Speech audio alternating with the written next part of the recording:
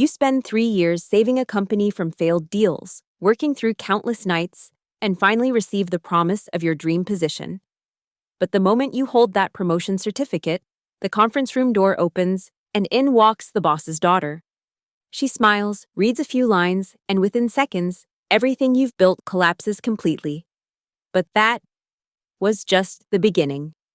My name is Evelyn Hart, and I should have known something was wrong the moment the applause started dying too quickly. The mahogany conference table reflected the afternoon Manhattan skyline as I stood at its head, holding the embossed certificate that proclaimed me Senior Strategic Development Manager of Marwood & Co. 3 years of blood, sweat, and sacrificed weekends had led to this moment. The champagne flutes were already being passed around, and I could see genuine smiles from the few colleagues who actually understood what I'd accomplished. Well-deserved, Evelyn. Marcus from legal raised his glass. That South American deal alone should have gotten you this promotion last year. I was about to respond when the heavy oak doors swung open with unnecessary force. The temperature in the room seemed to drop 10 degrees as Clara Marwood strutted in, her Louboutin heels clicking against the marble floor like a countdown timer. She wore that particular smile I'd seen her practice in the bathroom mirror, the one that never reached her ice-blue eyes.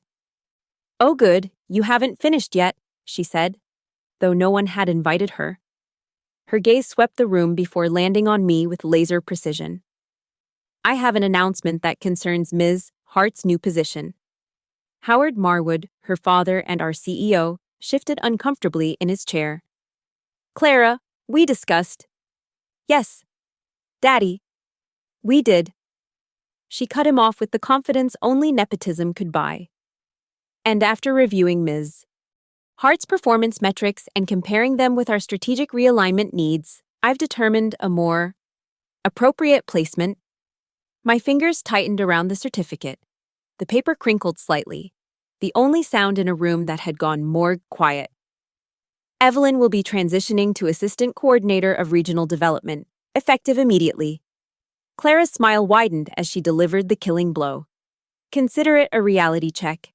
Success isn't just about working hard, it's about having the right pedigree for leadership. Assistant Coordinator. 3 rungs below my current position. 5 below what I'd just been promised." The champagne in Marcus's glass stopped mid-swirl. "I don't understand," I heard myself say, though my voice sounded distant, like it was coming from underwater. "The board approved my promotion, HR processed it, I have the certificate."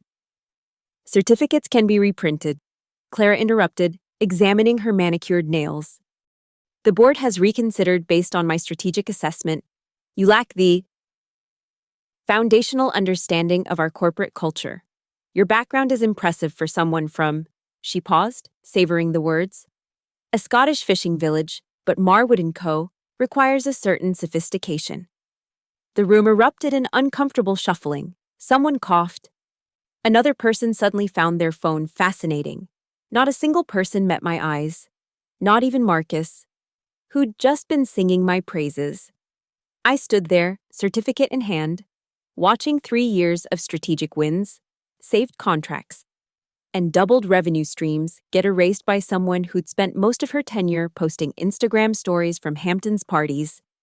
The woman who'd asked me last month what EBITDA meant was now declaring me unfit for senior management.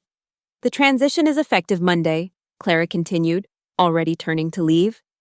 "You'll report to Derek in the basement office. He'll brief you on your new responsibilities, mostly filing and data entry. I believe the basement, where they kept the copy machines and the employees they were trying to force out." As her heels clicked toward the door, she paused and looked back over her shoulder. "Oh, and Evelyn? That European partnership presentation you've been preparing, I'll be taking that over personally. Send me all your files by end of day." The door closed behind her with a soft, expensive thud. The silence that followed was deafening. One by one, my colleagues filed out, mumbling excuses about meetings and deadlines. Even Marcus couldn't manage more than a sympathetic shoulder pat before fleeing. Within minutes, I stood alone in the conference room, still holding my worthless certificate, staring at the Manhattan skyline that suddenly felt like it was mocking me. 3 years, 60-hour weeks, missed birthdays, canceled dates, postponed vacations, all for this moment of humiliation, delivered by someone who'd never earned a single achievement without her father's signature. I set the certificate down on the conference table, smoothing out the wrinkles I'd created. As I did, my phone buzzed with an encrypted message from my contact in Brussels. Urgent, new EU trade regulation passing in 10 days. Move fast or lose advantage. Details to follow. I stared at the message, then at the certificate, then back at the message. Clara wanted my files by end of day. She'd get them. Most of them. Anyway. The humiliation burned through me as I sat in my soon-to-be former office, staring at the Manhattan skyline while the city lights began their evening dance. 3 years. That's what kept echoing in my mind. 3 years since I'd left Aberdeen's grey harbors with nothing but an MBA from INSEAD and a determination to prove that talent trumped birthright. I'd arrived at Marwood & Co. when they were hemorrhaging money on failed international ventures. Their previous strategic development team, all Ivy League graduates with the right last names, had nearly tanked a $40 million contract in Buenos Aires because they couldn't understand why their American business model wasn't working in South America. I'd flown down on my own dime, spent 2 weeks learning about local customs, restructured the entire proposal around relationship building rather than aggressive profit margins, and saved not just the contract, but opened 3 new markets. Then came the logistics nightmare in Singapore. The shipping routes our sophisticated management had approved were costing us $2 million annually in unnecessary fees. I'd spent 3 months analyzing alternative routes, negotiating with carriers, and implementing a new system that cut costs by 60%. Howard himself had called it brilliant in the quarterly meeting. The Copenhagen merger, the Tokyo partnership, the Mumbai expansion. Each success had my fingerprints all over it, documented in hundreds of emails, presentations, and reports. Yet somehow, when promotion time came, it was always someone else's name on the announcement. Bradley Worthington III got promoted after I saved Buenos Aires. He'd been the one to present my solution to the board. Jennifer Stone Williams received the Asian Markets Director position after my Singapore fix. She happened to be sorority sisters with Howard's wife. And now Clara. I pulled up her corporate profile on my screen, though I knew it by heart, joined 14 months ago as Director of Strategic Initiatives, a position created specifically for her. Her biggest achievement? Organizing the company gala that lost $30,000 because she insisted on flying in orchids from Thailand. Her strategic initiatives? A failed attempt at launching a company podcast that recorded 3 episodes before being quietly shelved. Her qualifications? A bachelor's degree in communications from a college where her father donated a library wing. My phone buzzed again. The Brussels contact had sent the full details. My breath caught as I read through the technical documentation. The European Union was about to vote on a trade regulation that would completely restructure import duties on our primary product lines. Companies that filed for exemption within the 10-day window would maintain preferential rates.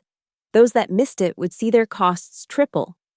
This was insider information, legally obtained through my network of contacts I'd cultivated over years of actual work. The same network Clara couldn't access if her trust fund depended on it. I glanced at the clock, 4:47 p.m. Clara wanted my files by end of day. I began organizing the European Partnership presentation, my fingers moving mechanically across the keyboard. Slide after slide of market analysis, partnership terms, competitive positioning. All the work that would make Clara look like a strategic genius when she presented it next week. But as I compiled the files, I made a decision. The EU regulation information stayed in my private notes, along with the critical context about which board members to approach, which concerns to address, and which potential objections to preempt. I included everything else, the pretty slides, the basic numbers, the surface-level analysis that anyone with Google and half a brain could piece together. But the real intelligence, the kind that separated amateurs from professionals, remained locked in my personal files. A memory surfaced from last month's department meeting. Clara had sat there, scrolling through her phone while I explained the European partnership's complexities.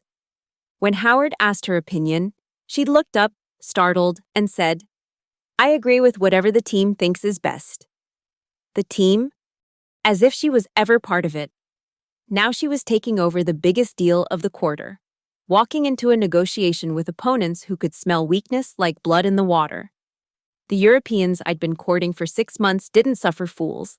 They respected preparation, thoroughness, and above all, competence. Clara had none of these, but she had something I didn't: the right last name. My email notification chimed, Derek from the basement office, welcoming me to the Regional Development Support Team, and attaching a list of my new duties: data entry, filing, preparing coffee for client meetings, and other tasks as assigned. The salary adjustment was included at the bottom, a 40% pay cut. I closed the email without responding and looked around my office one last time. The awards on the wall, the certificates of completion from various international business programs, the photo from the Buenos Aires deal signing where I stood in the background while Bradley shook hands with the client. 3 years of being the invisible hand that kept Marwood & Co. profitable. 3 years of watching the undeserving take credit for my work. 3 years of believing that, eventually, merit would matter. I hit send on the file transfer to Clara, watching the progress bar creep toward completion. 90% of what she needed was there. The other 10%, the part that would make or break the deal, remained with me. Let her figure out what was missing. After all, she had the right pedigree for leadership. Monday morning arrived with the bitter taste of demotion. The basement office smelled of toner and disappointment. Fluorescent lights humming their monotonous tune while I settled into a desk that faced a concrete wall. Derek, my new supervisor, who was 5 years my junior and had once asked me to explain what a hedge fund was, cheerfully showed me the filing system. "It's pretty straightforward," he said, oblivious to the irony. "Clara wants all the European partnership documents digitized and organized by date. She's presenting to the Reichmann Group on Thursday." The Reichmann Group, I'd spent 8 months building that relationship, learning enough German to conduct small talk, studying their CEO's preference for data-driven presentations over flashy graphics. Clara didn't even know how to pronounce Reichmann correctly. By Tuesday afternoon, she found me in the basement. "Evelyn," she said, her voice syrupy sweet as she descended the stairs in another pair of impossible heels. "I've been reviewing your files. There seems to be something missing about trade regulations."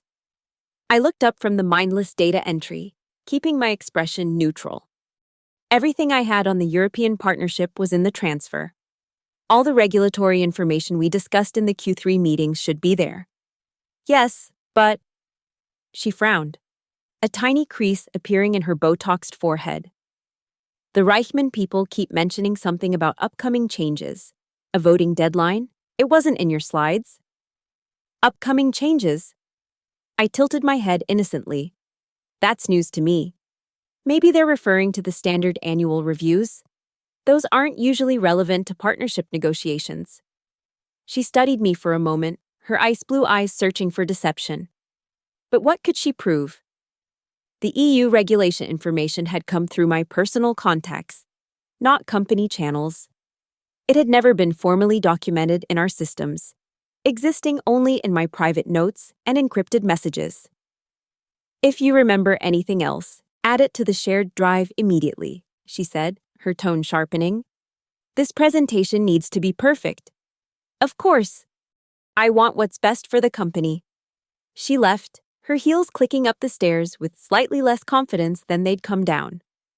Wednesday brought more desperate visits. Clara appeared 3 times, each interaction more strained than the last. She asked about comprehensive regulatory frameworks and legislative timelines, terms she'd clearly picked up from frantic Google searches but didn't fully understand. "Did you have any correspondence with Brussels?" she pressed during her final visit. "Any contacts who might have mentioned policy changes?" "My contacts were all documented in the CRM system," I replied truthfully. What I didn't mention was that my real contacts, The ones who mattered were personal relationships built over years, logged nowhere but my own careful records. That evening, I stayed late in the basement, ostensibly catching up on filing. In reality, I was watching the shared drive, seeing Clara's increasingly frantic modifications to the presentation. She was adding generic information about EU trade policies copied from public websites, filling slides with meaningless jargon that would immediately signal to the Reichman group that she had no idea what she was talking about. Through my network, I learned she'd tried reaching out to my Brussels contact directly, name-dropping her position and her father. The response had been polite but clear. They only dealt with established relationships. She'd even attempted to hire an outside consultant. But with less than 24 hours until the presentation, no one credible would touch it. The irony was delicious. All she had to do was ask me directly, not demand, not order, but ask with even a shred of humility. And I might have considered helping, for the good of the company, for the employees whose jobs depended on this deal. I might have shared what I knew. But Clara couldn't conceive of asking someone she deemed beneath her for help. Her pride wouldn't allow it. Thursday morning, I arrived early and positioned myself at my basement desk, where I could hear the conference room activity 2 floors above through the ventilation system. The Reichman delegation had arrived. I heard the elevator dings, the formal greetings, Howard's booming voice trying to set a confident tone. My phone buzzed with a message from my Brussels contact. Regulation passed this morning. 10-day filing window officially open. Your company hasn't registered yet. I deleted the message and returned to my data entry, typing meaningless numbers into meaningless spreadsheets while above me. Clara walked into the most important presentation of the quarter armed with nothing but arrogance and incomplete information. The filing window was now open. 9 days and counting. Every hour that passed without action would cost Marwood & Co. millions in future trade duties. But I was just an assistant coordinator in the basement, after all. What could someone from a Scottish fishing village possibly know about sophisticated international business? I pulled up my personal laptop and began drafting my resignation letter. Not to submit yet, that would come later. But I wanted it ready for the perfect moment, when the full weight of Clara's failure became apparent, when they realized that pedigree without competence was just an expensive liability. The ventilation system carried down the sound of Clara's voice beginning the presentation, confident and clear. She had no idea she was walking into a massacre of her own making. I smiled and kept typing. The basement filing room became my sanctuary of calculated silence. Every instinct screamed at me to march upstairs and prevent the disaster I knew was coming. 3 years of dedication battled against 3 days of humiliation, creating a war in my chest that left me breathless. I stared at my computer screen, the cursor blinking on a half-completed inventory report that no one would ever read. Above me, muffled voices drifted through the ventilation system. Clara's presentation was in full swing. My phone sat beside me. The Brussels contact's message still burned in my memory. The filing window was open, the clock was ticking, and I was doing nothing. This isn't who you are, I whispered to myself. But even I wasn't sure if that was true anymore. The Evelyn Hart who'd arrived from Aberdeen would have put the company first, would have found a way to circumvent Clara's ego and deliver the crucial information. But that Evelyn hadn't been publicly humiliated, hadn't been relegated to a basement office, hadn't watched 3 years of achievements get erased by nepotism. Derek wandered over with a stack of papers. Hey, Evelyn, Clara needs these quarterly reports from 2019 digitized by tomorrow, said it's urgent. Urgent. Everything was urgent when you didn't know what you were doing. I took the stack without comment, noting the coffee stains and crumpled edges. These reports had been sitting in storage for years, suddenly critical because Clara was grasping at straws. My phone vibrated, a text from Marcus in legal. Reichman people looking confused. Clara just said EU regulations won't affect partnership. Howard turning red. Of course she'd said that, without the insider information. All she had was publicly available data suggesting stability. She had no idea about the vote, the 10-day window, or the catastrophic cost implications of missing it. I pulled up my personal notes. looking at the detailed analysis I'd compiled over the past week. Every step Marwood & Co. needed to take was there. Which forms to file, which EU officials to contact, which legal arguments to make. It would take maybe 3 hours to implement, saving the company approximately $15 million over the next fiscal year. $15 million. That's what my silence was worth. Another text from Marcus. They're asking about legislative timeline. Clara's stuttering. I closed my eyes, remembering every slight, every overlooked contribution, every time I'd saved a deal only to watch someone else take the credit. The South American contract alone had generated $8 million in revenue, and Bradley Worthington III had gotten a corner office for presenting my work. The Singapore logistics overhaul saved $2 million annually, and Jennifer Stone Williams got a company car. And what did I get? A basement office and a 40% pay cut. You owe them nothing, I said aloud, the words echoing in the empty filing room. But did I owe myself something? Was this who I wanted to become, someone who let spite override sense? I thought about the other employees, the ones who had no trust funds to fall back on, who needed their jobs to pay mortgages and support families. They'd suffer for Clara's incompetence long before she felt any consequences. My internal debate was interrupted by footsteps on the stairs. Fast, desperate clicks of designer heels. Clara appeared, her perfect composure finally cracking. Her silk blouse had a coffee stain. Her usually immaculate hair showed signs of frustrated finger running. I need to know about the EU regulations, she said without preamble. The Reichman Group is asking specific questions about voting procedures and filing windows. This wasn't in your materials. I set down the 2019 report slowly, meeting her eyes. I provided all the materials I had in the company system. Don't play games with me, she snapped, her voice rising. They're talking about something happening right now, something time-sensitive. If you know something. I'm just an assistant coordinator, I interrupted calmly. I lack the foundational understanding of corporate culture, remember? The sophisticated pedigree for leadership? Her face flushed. This isn't about that, this is about the company. The company, I laughed. The sound bitter in the fluorescent-lit basement. The company that demoted me after 3 years of exceptional performance. The company that values last names over last quarter's results.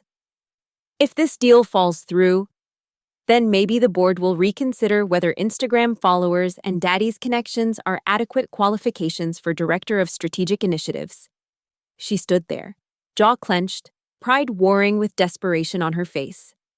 I could see her calculating whether to demand, threaten, or possibly even beg. But Clara Marwood had never begged for anything in her life, and she wasn't about to start with someone from a Scottish fishing village. Fine, she said finally, her voice cold. When this affects your job too, remember you had a choice. She turned and clicked back up the stairs, leaving me alone with my conscience and my calculated cruelty. I looked at my phone, at the deadline ticking away, at the resignation letter still in draft on my personal laptop. 8 days remaining in the filing window. I picked up the 2019 reports and began scanning them, one meaningless page at a time. While above me, the future of Marwood & Co.'s European operations crumbled in real time. They'd scramble after the meeting, hire consultants, maybe even figure out what they'd missed. But by then, it would be too late. The window would close, the costs would triple, and Clara's incompetence would be undeniable. The only question was whether I could live with myself afterward. But as I fed another page into the scanner, I realized I'd already made my choice. They'd taken everything from me except my knowledge. And knowledge, I'd learned, was only power if you knew when not to share it. The conference room was a disaster zone when I passed by an hour later, ostensibly heading to the supply closet. Through the glass walls, I could see the aftermath. Howard's face was purple with barely contained rage. Clara sat slumped in a chair staring at her laptop, and several board members huddled in heated discussion. The Reichman delegation was nowhere to be seen. Marcus caught me in the hallway. It was brutal, he whispered, glancing around nervously.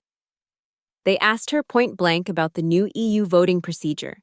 She tried to deflect, said it wasn't relevant. The lead negotiator actually laughed.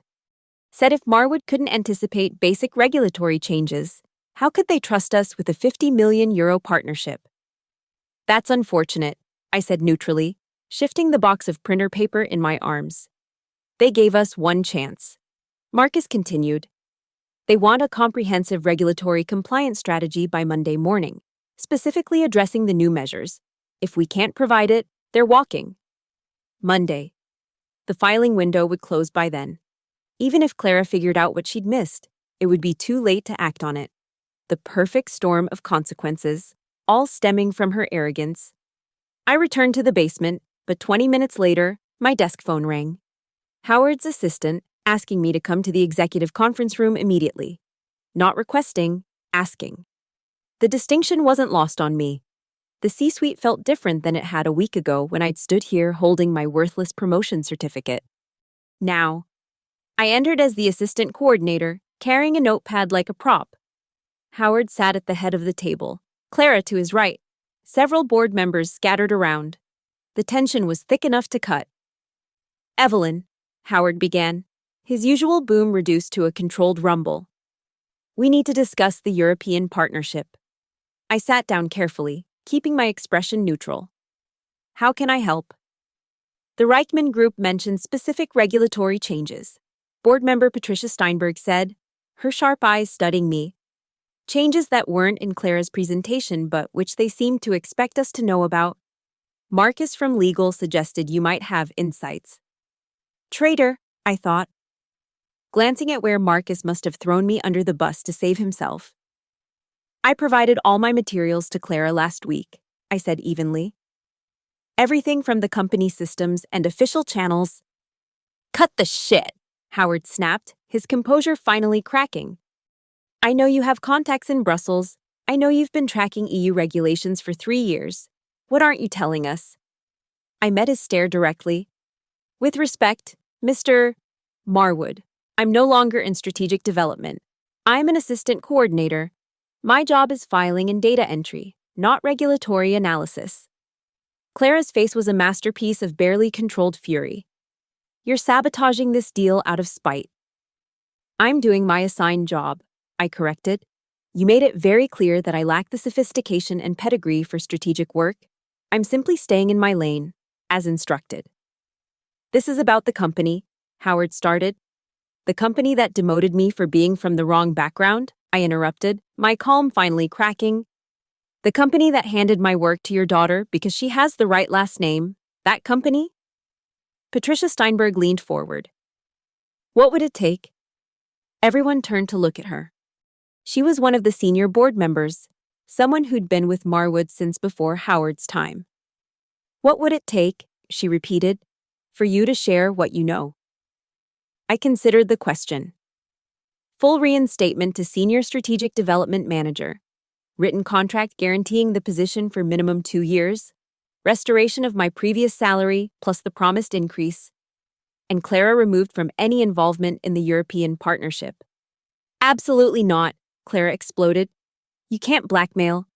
It's not blackmail, I said quietly. It's negotiation, something you'd understand if you'd earned your position. Howard's face darkened. You're terminated. Clear out your desk. I stood, gathering my notepad. Very well, good luck with the Reichman Group. I'm sure Clara will figure it out.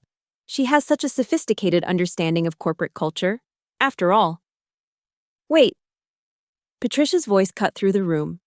Howard, sit down. Evelyn, you too. Patricia, you can't seriously. What I'm serious about, Patricia said coldly, is not losing a €50 million deal because of your family drama. Clara, what exactly do you know about these regulatory changes? Clara's mouth opened and closed like a fish. The public information suggests stability in the regulatory framework. Public information, Patricia repeated flatly. She turned to me. And you? I remained silent, waiting. Patricia pulled out her phone and made a call. Richard? Yes, we need an emergency board vote. Now. Virtual is fine. She looked around the table. We're voting on Evelyn's terms, all of them. The next 10 minutes were a blur of conference calls and heated arguments. When the dust settled, the vote was 7-3, in my favor. Howard looked like he'd swallowed glass. Clara was practically vibrating with rage. Now, Patricia said, sliding a tablet toward me with a DocuSign pulled up. Your contract, sign it, and tell us what we need to know. I read through it carefully, confirmed every detail, then signed. Only then did I pull out my personal phone and show them the Brussels message about the 10-day filing window. You have 6 days left, I said. I'll need access to our legal team immediately. And Clara's presentation files need to be completely scrapped. We're starting over. Clara stood abruptly, her chair scraping against the floor. This is extortion, manipulation. I deliberately preserved my knowledge when you tried to steal it, I corrected. Just like you deliberately humiliated me in front of the entire team. The difference is, my actions have consequences you can't daddy your way out of. She stormed out, her heels clicking like gunshots. Howard followed after a long, poisonous look in my direction. Patricia extended her hand. Welcome back, Senior Strategic Development Manager Hart. Now, let's save this deal. The next 72 hours blurred into a marathon of damage control. I commandeered Conference Room A, transforming it into a war room with whiteboards covered in regulatory flowcharts, filing deadlines, and contact hierarchies.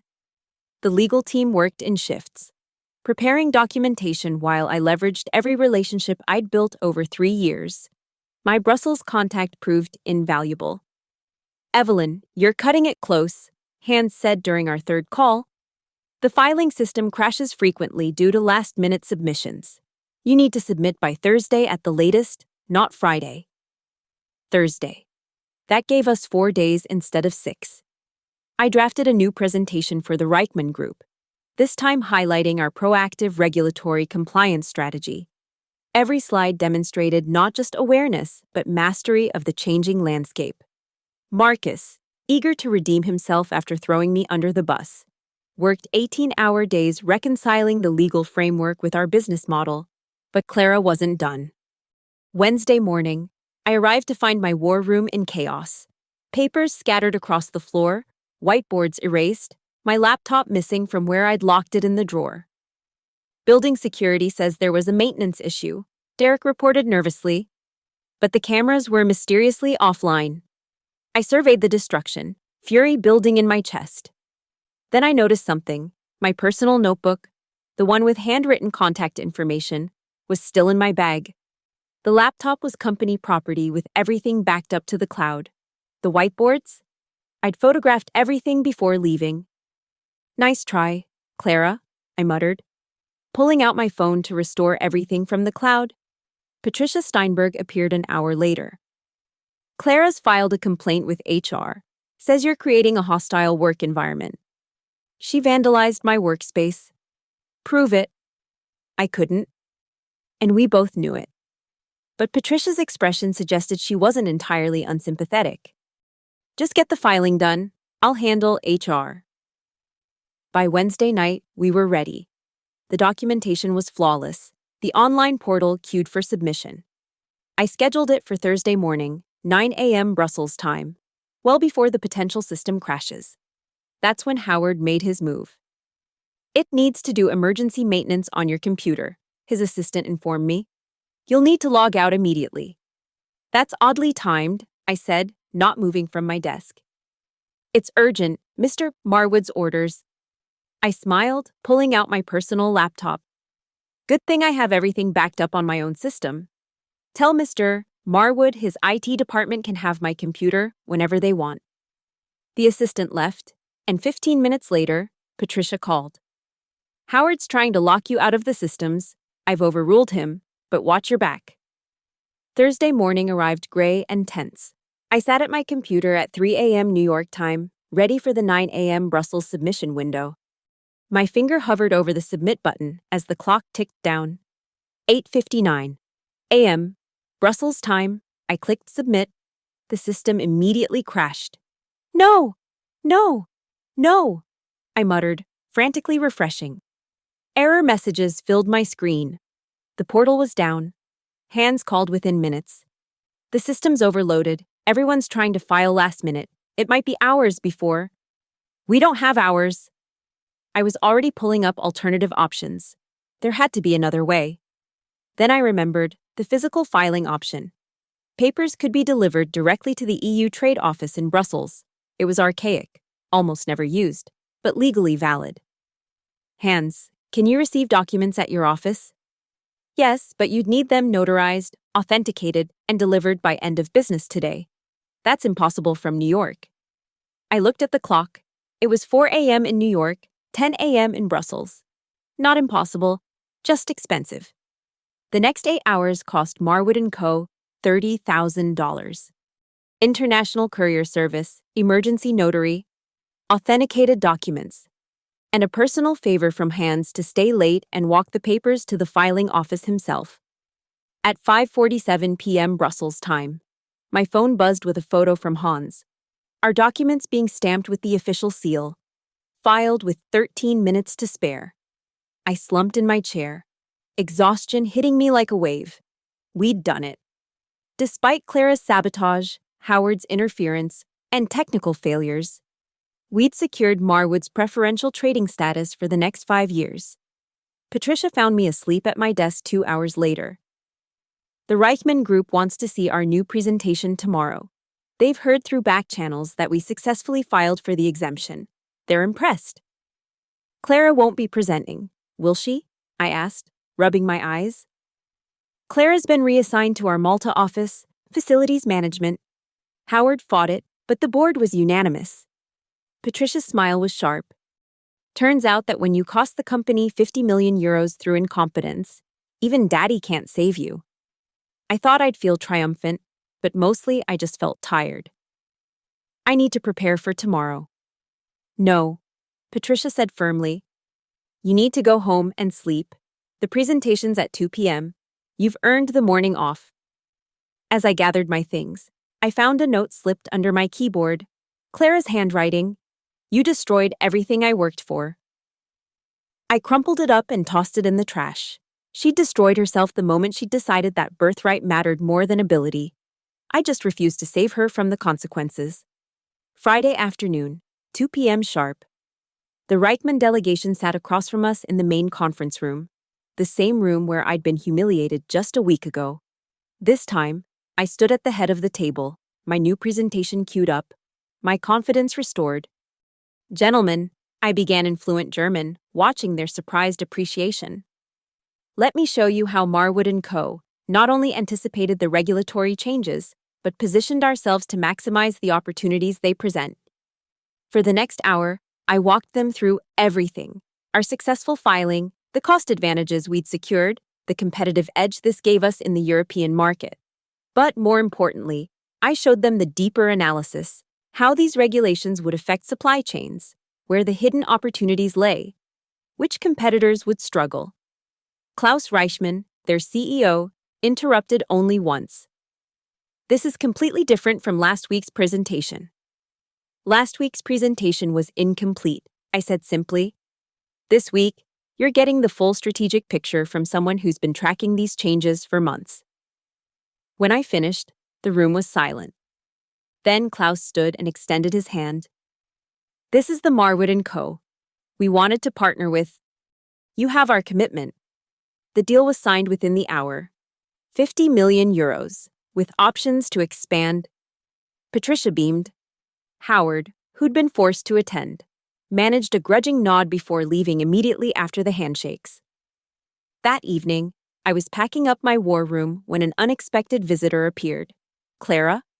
Despite her Malta reassignment not starting until Monday, she looked different. Designer outfit wrinkled, makeup smudged. The invincible veneer finally cracked. I hope you're satisfied, she said from the doorway. I'm satisfied the company got the deal, I replied, continuing to pack. You planned this from the moment I demoted you. I turned to face her fully. No. Clara, you planned this from the moment you walked into that promotion ceremony. You just didn't know it. What's that supposed to mean? You thought leadership was about power, about putting people in their place, about birthright. But leadership is about knowledge, relationships, and earning respect. You had none of those things. Her laugh was bitter. Easy to say now that you've won. I didn't win because I beat you, I said, surprising myself with my honesty. I won because when the crisis came, I had the tools to solve it. Tools I'd spent 3 years building while you spent 14 months playing executive. So what? This was some kind of lesson? No, this was business. You made a business decision to demote me based on prejudice.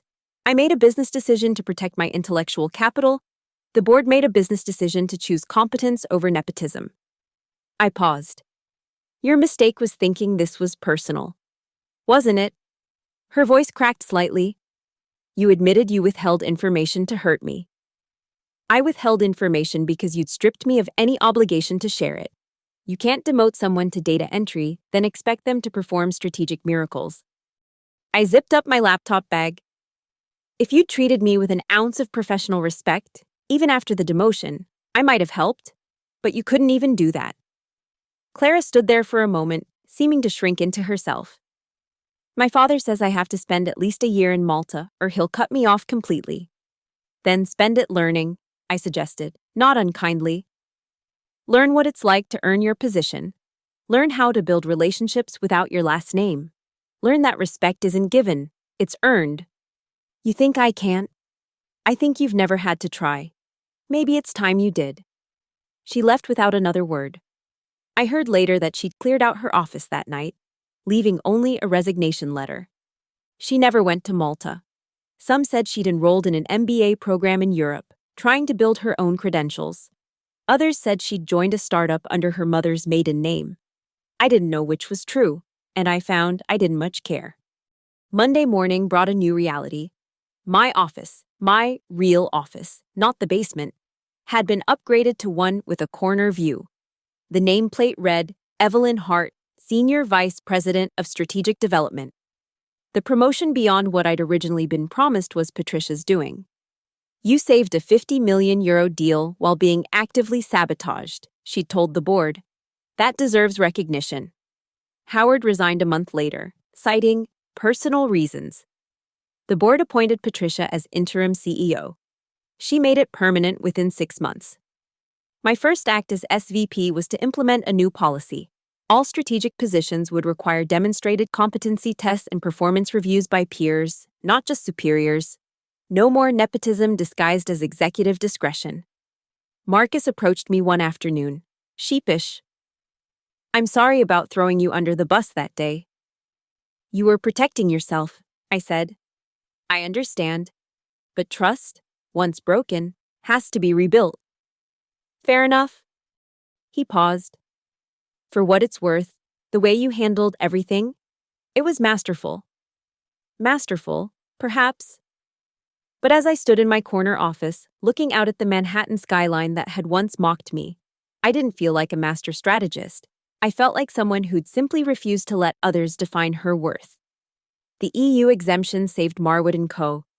$15 million in the first year alone.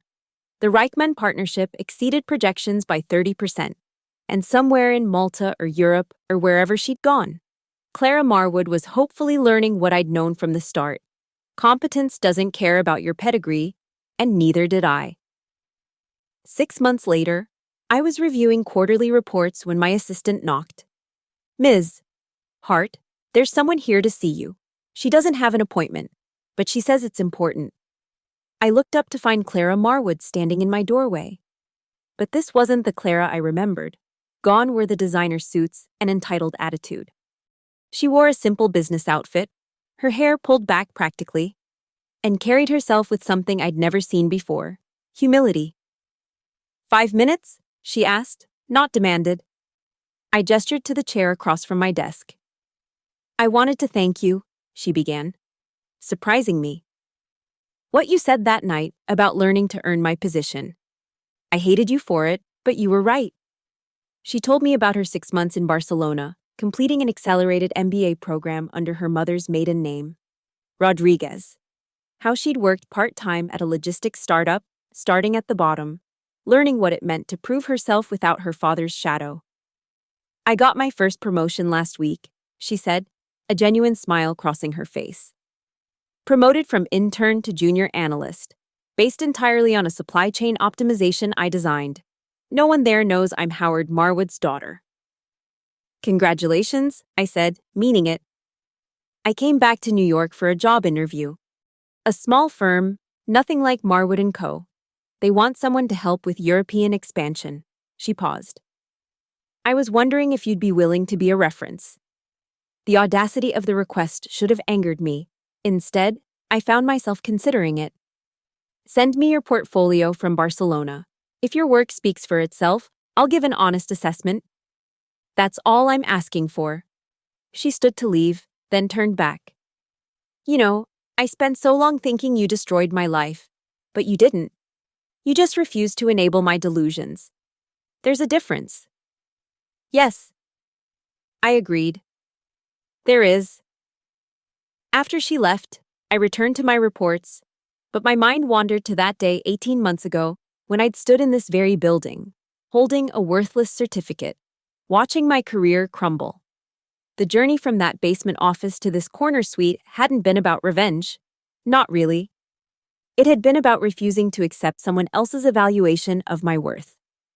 Patricia knocked and entered. The board's approved your European expansion proposal. You'll be heading the new Brussels office if you want it. Brussels, where my network was strongest, where my expertise could flourish without the shadows of old prejudices. When? 3 months, enough time to train your replacement here. She smiled. I'd recommend promoting Marcus. He's learned from his mistakes. That evening, I stood in my office as the sun set over Manhattan, painting the sky in shades of amber and gold. My phone buzzed with a LinkedIn notification. Clara Rodriguez had posted about starting her new journey, thanking unnamed mentors who taught her that privilege without competence is just expensive incompetence. I smiled, pocketing my phone. Tomorrow would bring new challenges, new battles to fight. But today, I'd proven something important, not to Howard or Clara or even the board, but to myself. Success isn't about crushing those who wrong you. It's about maintaining your standards when they try to lower them. It's about knowing your worth when others try to diminish it. And sometimes, it's about letting people fail so spectacularly that they finally learn to succeed genuinely. The manila envelope on my desk contained my Brussels contract. I signed it without hesitation, then looked one last time at the Manhattan skyline. This city had tried to break me with its rigid hierarchies and old money prejudices. Instead, it had forged me into something stronger. As I locked my office and headed for the elevator, I passed the conference room where it had all begun. The same mahogany table, the same expensive chairs, but everything else had changed. The portraits on the wall now included diverse faces, entrepreneurs who'd built their success on merit, not inheritance. In the elevator, I met a young analyst, fresh from a state school, working late on a Friday. She reminded me of myself 3 years ago, hungry, talented, and fighting against invisible barriers. Advice? She asked shyly, recognizing me. Don't let anyone make you smaller to make themselves feel bigger, I said as the doors opened to the lobby. And always, always keep your best cards close to your chest until the moment you need them. She nodded eagerly, and I saw in her eyes the same determination that had carried me from Aberdeen to New York to Brussels. The game would continue, with new players and new rules. But one thing remained constant: competence. Real competence would always find a way to rise. Outside, the city hummed with its eternal energy. I hailed a cab, gave my address, and leaned back in the seat. Through the window, Marwood & Co. Its building grew smaller, just another tower in a forest of ambition. Rough day? The cabbie asked, glancing in the mirror. No, I said, thinking of Clara's genuine smile, of Patricia's trust, of my own hard-won victory. Actually, it was perfect. The cab pulled away into traffic, carrying me toward whatever came next. Behind us, the Marwood building disappeared into the New York night, taking with it the last ghosts of who I used to be. Ahead lay Brussels, new challenges, and the promise that this time I'd be playing the game on my own terms. They'd tried to give me a reality check. Instead, I'd given them one they'd never forget. Thank you so much for listening to this story. I'd love to know where you're listening from. Please share in the comments below so we can connect with listeners around the world. If you enjoyed this tale of corporate revenge and triumph, don't forget to subscribe to the channel for more stories like this. What would you have done in Evelyn's situation? Share your thoughts in the comments. I read every single one.